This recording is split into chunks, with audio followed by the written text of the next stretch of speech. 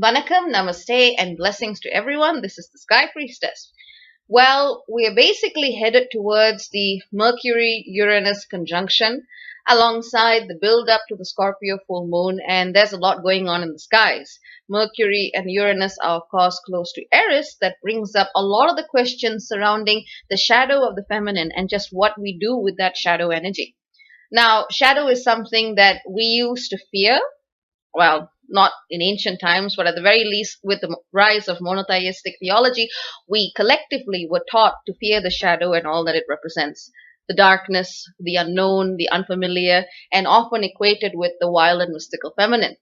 Thousands of years of suppression have basically led to a division in the way we understand the feminine. One as a subservient entity or being that exists to give men a purpose and to give men homes and babies and lives, and the other side of spiritual traditions that associated the feminine with the left hand path, things that were seen as somehow morally ambiguous, dangerous, or even quote unquote dark. Now, for those of you who have followed me for a while, you know that I don't see darkness as a problem. There are no headlights in the womb. When the seed is buried underground, it doesn't carry a torchlight either.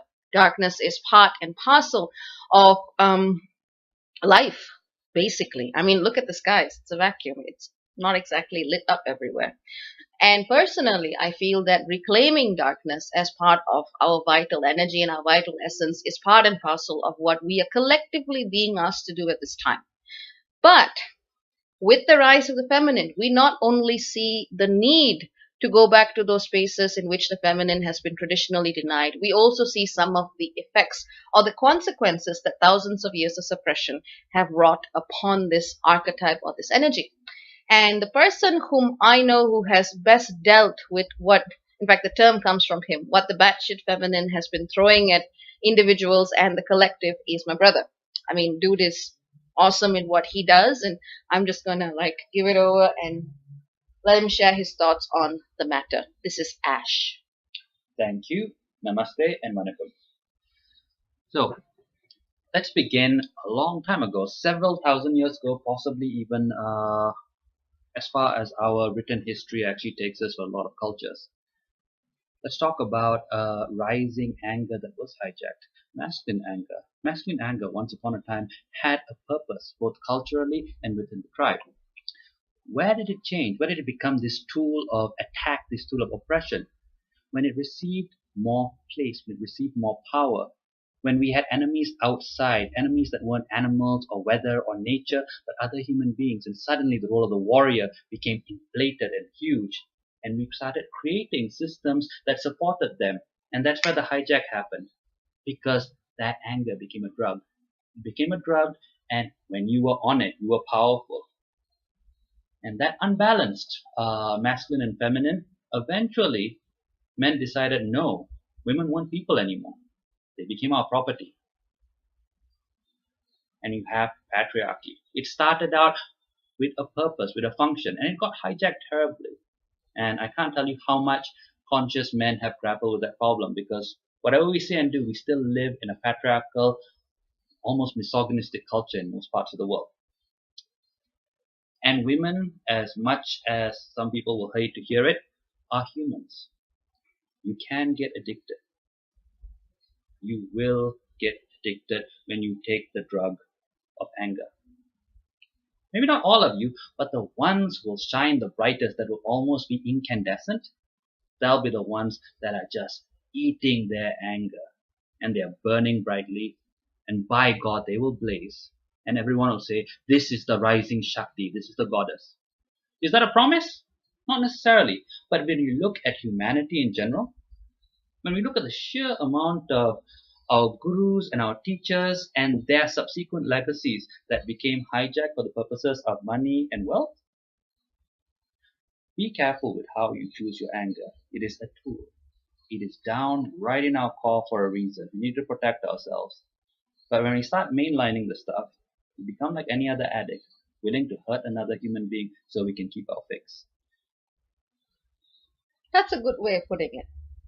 I mean, as someone who, well, honestly, I don't know who the main figures in the goddess movement are. I just do my own thing.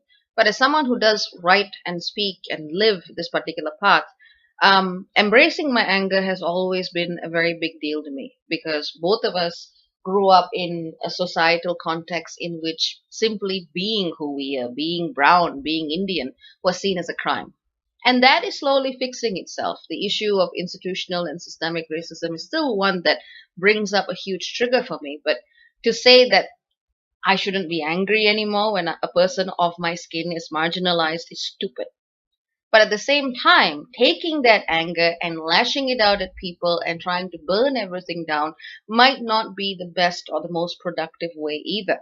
So what I have found in my own journey, and gotta ask my brother to, to what I look like when I seriously get angry. It's probably one of the few people who've actually seen it. One of the things I have learned is even when I bring that volcanic expression of anger, which in some cases is absolutely justified, it's got to come from here.